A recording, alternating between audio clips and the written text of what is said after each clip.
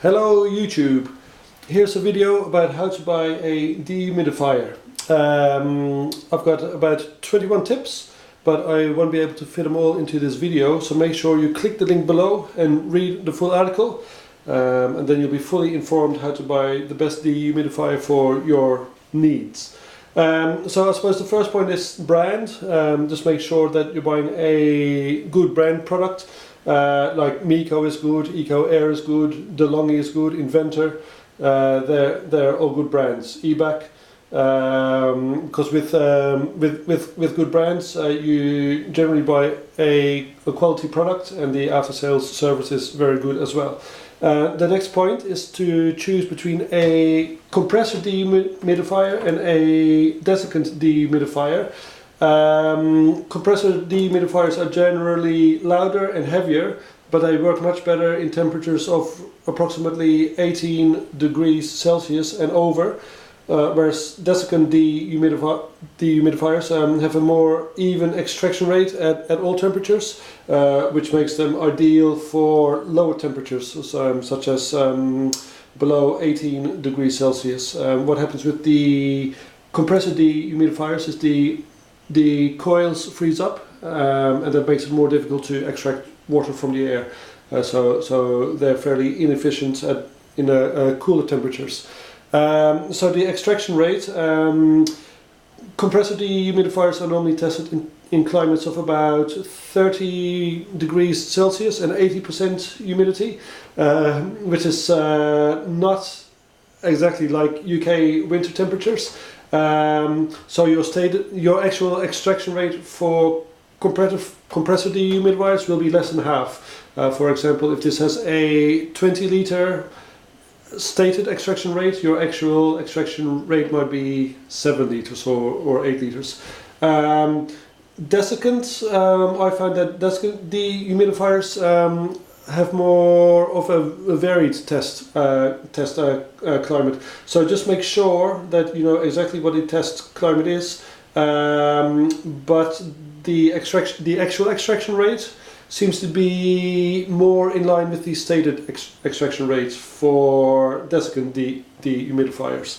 Then the next point to take note of is the size. Just to make sure you buy a proper dehumidifier for the size of the area you want.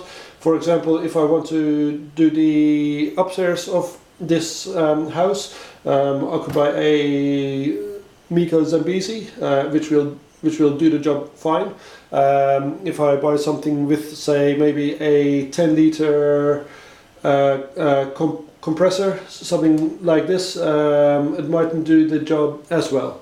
There's actually a large condenser in the Meco, which makes this Zambezi very powerful. Anyway, the other thing is to take note of is the running costs.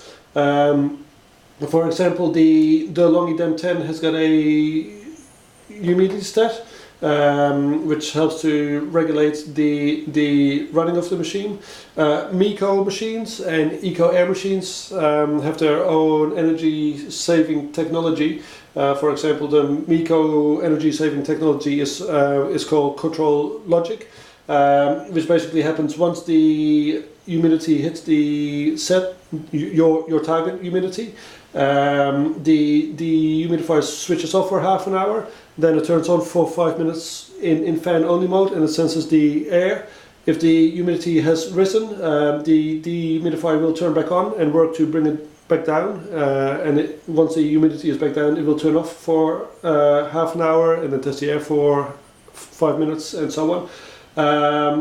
After testing the air, if the humidity level is the same, it'll just turn off for half an hour and then turn on again for 5 minutes after. So basically, if your humidity stays down, this unit only runs in a very low fan mode for maybe 10 minutes out of every hour. So very, very energy efficient. Then operating volume. Compressor dehumidifiers are generally louder than desiccant dehumidifiers, but look for dehumidifiers with a nighttime setting, or just maybe run it in low fan mode. Talking about fans, just see how many fan settings there are. The more fan settings there are, the more control you have over the humidifier. For example, with one fan setting, you only have one, but with 3 fan settings, you can go higher or lower, so it's better.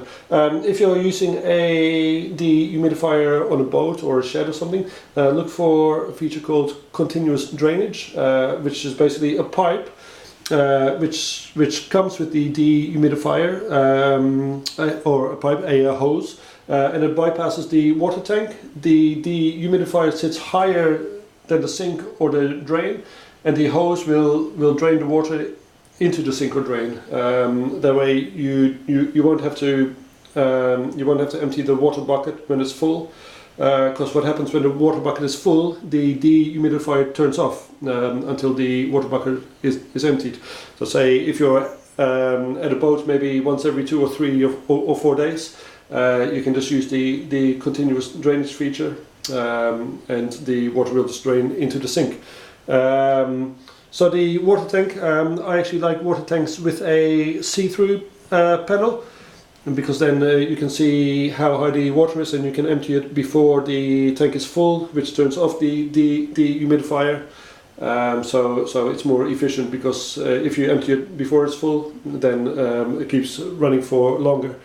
For people with allergies or respiratory problems, I look for a antibacterial filter, a ionizer, and with your filter you might find the humidifiers with a multi-filtration system. I've written a bit about this in the article below, so just make sure you click on the article below. And for drying clothes indoors, many dehumidifiers have a mode or a setting called laundry mode, which basically sets the humidifier on at full power, and it can bring the humidity down to about 30 or 35%, which is very dry. A feature to go with the laundry mode would be a timer, so you can set the humidifier to work for maybe 4 hours or 5 hours, and a louver is handy too, because it will blow the warm air onto the actual clothes. If you've got condensation, the Miko Zambezi, talking about timers, with most dehumidifiers you set the timer and then press the button, and then the timer starts working. So you sort of don't want to wake up at 5 AM, press the button, go back to sleep, and have the thing take all the condensation off the window. With the Miko Zambezi, they've actually have a new timer system where you're able to set a timer to come on in the future. So say maybe you go to bed at 10 PM, you can just set a Zambezi to come on at 5 AM, and it'll start working then, and then when you wake up there'll be no condensation on the window, which is nice. One thing I like is a LED display screen on top, because then I can see what the actual room temperature is and what the actual room humidity level is. It just saves you from buying a damp meter. And handles, I like the fold up and down handle, but sometimes there's handles here at the side, indented handles, or at the back, an indented handle. But I like these. If you're on boats and stuff, and you might have to lift them with 2 hands, then these handles are perfect. And the heavier machines, like say if you buy a 20-liter compressor dehumidifier, they're fairly big machines. So one feature I like is to have caster wheels on the bottom, just for easy movement. And the final part for this video is the warranty. Just make sure you check the warranty. or sometimes you can buy, the warranty is automatically set for 2 years, but you can buy extensions. So if you pay X amount, you get an extra year, and if you pay X amount, you might get an extra 2 years or 3 years. Dehumidifiers are like all appliances. Most of them will work fine, but 1 in, I don't know, 10,000, I don't know, mightn't work properly. So just make sure. I always like to buy the extra warranty anyway, because if you look after them, they last for many years. So I find the extra warranty handy just in case. So there's actually more points in the article below, so make sure you click the link below. If you learned something from this video, please give it a thumbs up. If you want to know anything else, please leave a comment. And if you want to learn more about dehumidifier efficiency, how to look after them, etc., etc., just make sure you subscribe. Okay, thanks very much, and we'll see you in the next video.